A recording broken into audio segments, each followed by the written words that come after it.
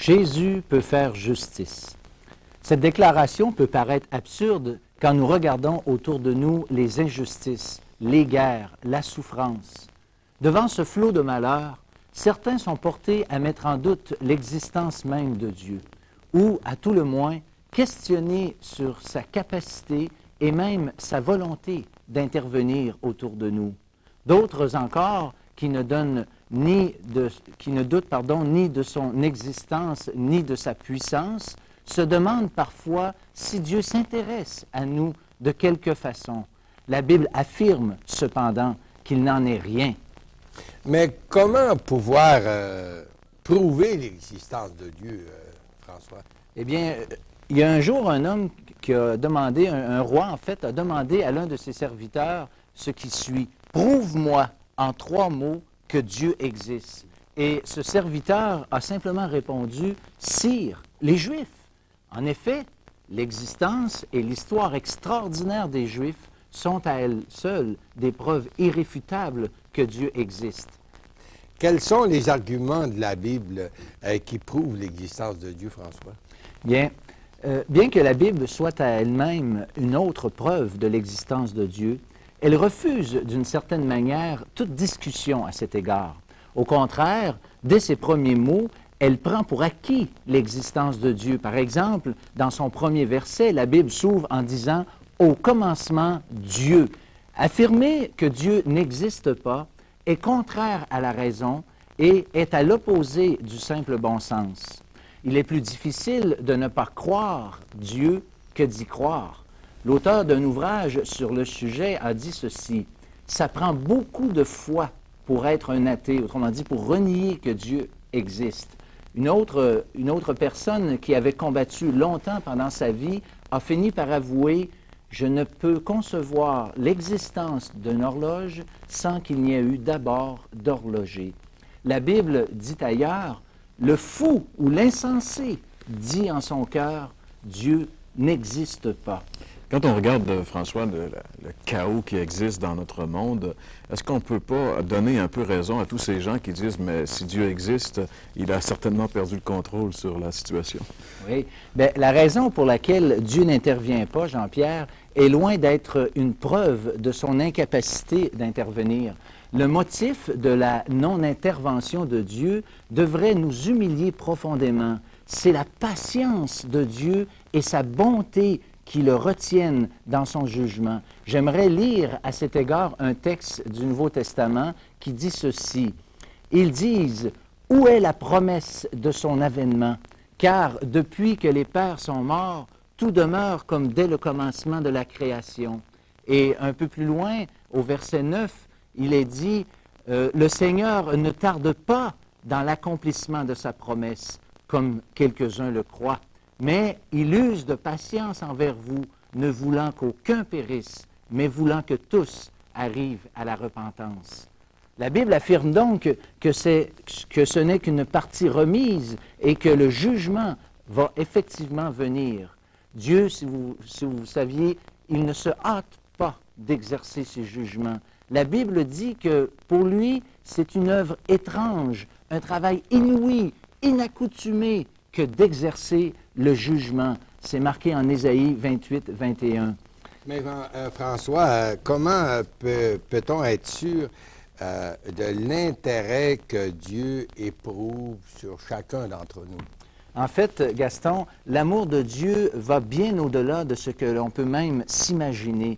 Et j'aimerais, pour répondre à la question, faire la lecture d'un autre verset dans l'Évangile de Jean au chapitre 3 et au verset 16. Ça dit ceci: « Car Dieu a tant aimé le monde qu'il a donné son Fils unique, afin que quiconque croit en lui ne périsse point, mais qu'il ait la vie éternelle. » Et un autre verset aussi, en Romains 5, verset 8, qui dit « Mais Dieu prouve son amour envers nous, en ce que, lorsque nous étions encore des pécheurs, Christ est mort pour nous. » La venue de Jésus est la preuve non seulement d'un quelconque intérêt de la part de Dieu, mais d'un amour qui va jusqu'à se donner lui-même.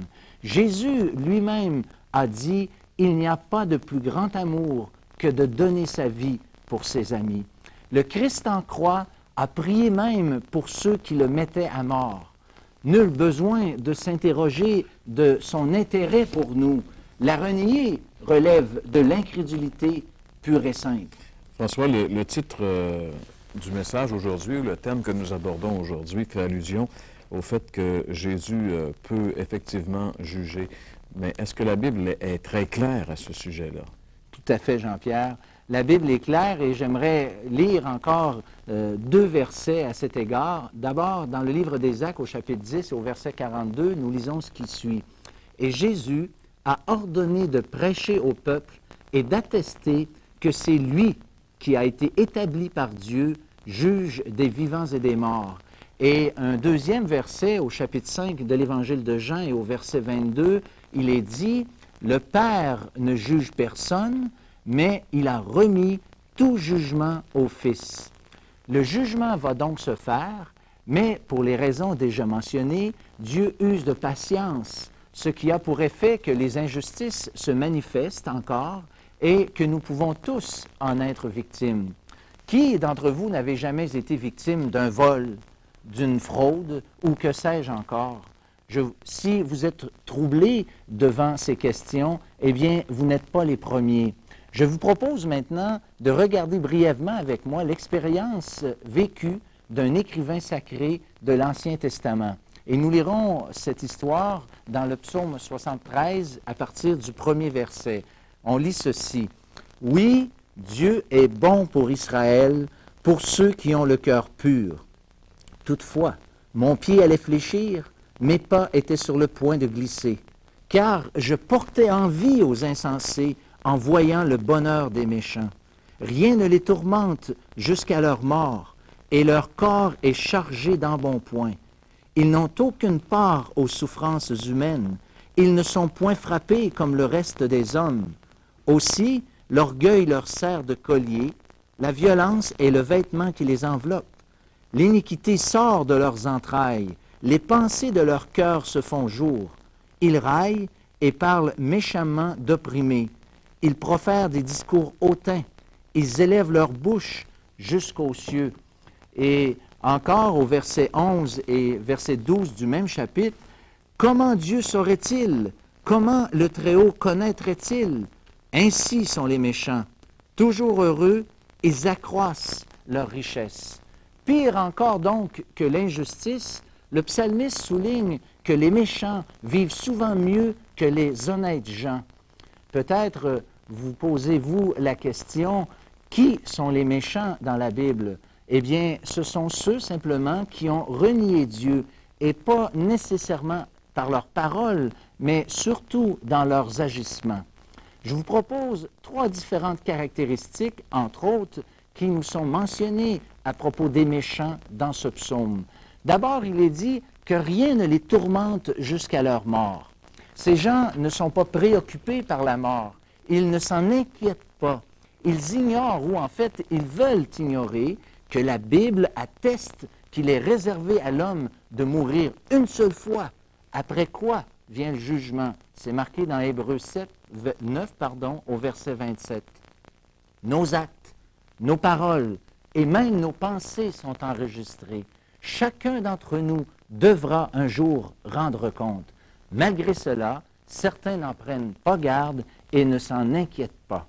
La deuxième caractéristique que j'aimerais vous faire remarquer, c'est que la réussite et la prospérité des méchants est éphémère, donc qui ne dure pas toujours, mais non moins réelle. Les termes utilisés le soulignent très bien. Il est dit « chargé d'embonpoint » au verset 46. Une traduction moderne de ce psaume nous dit « gros et gras », pour ne pas dire, dans un sens pour nous, « gras dur », où c'est marqué aussi au verset 5 « ils ne sont point frappés comme le reste des hommes ». En français moderne, il est dit à propos de ce texte « les coups durs de la vie sont pour les autres, non pour eux ». Et encore au verset 12, il est dit « toujours heureux, ils accroissent leur richesse ». Bien sûr, toute cette réussite ne les encourage pas à changer. Tout semble bien aller pour eux. C'est ce que dit aussi la Bible en d'autres mots dans le livre de l'Ecclésiaste au chapitre 8 et au verset 11 que nous lirons ensemble. Parce qu'une sentence contre les mauvaises actions ne s'exécute pas promptement, le cœur des fils de l'homme se remplit en eux du désir de faire le mal. Et une troisième caractéristique, ils vont jusqu'à dire « Comment Dieu saurait-il » Sous-entendu, lui qui est là-haut, comment il peut être au courant des choses qui se passent ici. Le monde pense que Dieu ignore les nombreux péchés qui les caractérisent. Le psaume nous donne une liste de ces péchés. L'orgueil, la violence, les moqueries, la méchanceté, les mensonges, le blasphème. L'apôtre Pierre parle dans son épître de ceux qui veulent ignorer les jugements que Dieu a opérés dans le passé. Quand le psalmiste à qui tu fais référence a commencé à examiner ces choses-là, il nous a dit qu'il a trouvé une grande difficulté devant lui. Est-ce que finalement, il a trouvé une solution à cette difficulté? Oui, cette solution-là, on la voit dans le verset 16. La clé du problème se trouve dans le verset 16 et le verset 17 du même psaume que nous lirons aussi ensemble parce que c'est vraiment une question importante.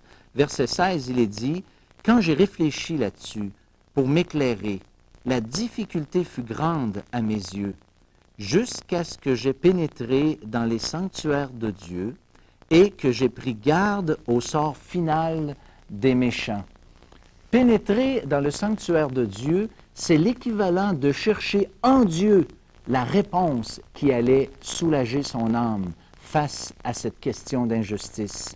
C'est ainsi que nous devons faire, puisque plusieurs posent la question et que beaucoup ont essayé d'y répondre sans succès. Un des problèmes que ça peut soulever, François, cependant, c'est que si finalement la réponse est que le fait que Dieu, lui, va un jour amener des jugements qui seront justes, est-ce que ça ne veut pas dire que chacun d'entre nous, finalement, on risque de passer aussi à ce jugement? Eh bien, c'est vrai. Eh bien, Jean-Pierre, pour répondre à cette question, je peux dire que si c'est le cas, on devrait certainement craindre le châtiment, mais la Bible est très claire sur le sujet. Et j'aimerais, pour répondre à cette question-là, lire le verset 23 du chapitre 3 de l'Épître aux Romains, qui dit ceci, « Car tous ont péché et sont privés de la gloire de Dieu. » La lecture attentive du psaume 73 nous convainc que son auteur, Asaph, a fait une expérience personnelle avec Dieu. Une décision dans sa vie a eu lieu. Regardez le verset 1 où il est question d'un cœur pur, et un cœur pur ne peut exister si Dieu ne l'a d'abord purifié. Asaph fait allusion à cet événement, entre autres, lorsqu'il dit au verset 13, « C'est en vain que j'ai purifié mon cœur. » Et un peu plus loin, au verset 15, il est question de trahir la race de tes enfants. S'il peut dire qu'il peut trahir, c'est qu'il avait, dans le passé, pris un engagement à cet égard. Et aussi, le verset 23, il est dit, « Tu m'as saisi la main droite. » Et encore, à la fin du psaume, « Je place mon refuge dans le Seigneur. » Et littéralement, « J'ai mis ma confiance dans le Seigneur. » Mais François, comment peut-on faire cette expérience, disons, dans notre vie aujourd'hui? OK. Bien, ça, c'est important comme question parce que c'est le but même de notre émission. Eh bien, avant de répondre comme tel à cette question, je veux dire deux choses. Et la réponse comporte en fait deux volets. D'abord, d'avoir un vif désir de se dissocier de tout péché, ce que la Bible appelle la repentance. C'est un changement d'attitude qui contraste avec l'attitude des méchants mentionnée dans le psaume. C'est une décision positive de changer de vie pour la mettre au service de Dieu. C'est ce qu'a exprimé le psalmiste lorsqu'il dit à la fin de son psaume, afin de raconter toutes tes œuvres. Il voulait partager avec ses semblables ce qu'il avait vécu. Deuxièmement, à ce désir sincère de changer, nous devons ajouter la foi dans le parfait sacrifice que le Seigneur Jésus a accompli sur la croix. J'aimerais qu'on lise ensemble un autre texte des Écritures dans la deuxième épître aux Corinthiens, au chapitre 5 et au verset 19. On lit ceci. « Car Dieu était dans le Christ, réconciliant le monde avec lui-même, en n'imputant point aux hommes leurs offenses. Et il a mis en nous le ministère de la réconciliation ou la parole de la réconciliation. Dieu fait homme qui reçoit de la part de Dieu le châtiment que méritent nos péchés. Le Christ en croix, une victime innocente qui meurt pour le coupable que je suis. Je vous invite à faire cette expérience maintenant. Reconnaissez que vous êtes sur le chemin qui conduit à la perdition éternelle et que c'est votre péché qui vous y amène. Acceptez dans un deuxième temps de tout changer ce que le Seigneur vous montrera, entre autres dans sa parole, en renonçant au péché sous toutes ses formes. Troisièmement, croyez de tout votre cœur que Jésus-Christ a reçu sur la croix le jugement de Dieu à votre place. Si vous le faites, voici ce qui vous arrivera. Vous aurez le parfait pardon pour vos fautes, vous aurez la paix du cœur et de la conscience. Vous ne serez plus troublés non plus par ces injustices. Vous aurez la vie éternelle, don si précieux, accordé sans autre condition. Pourquoi ne pas le faire maintenant, simplement?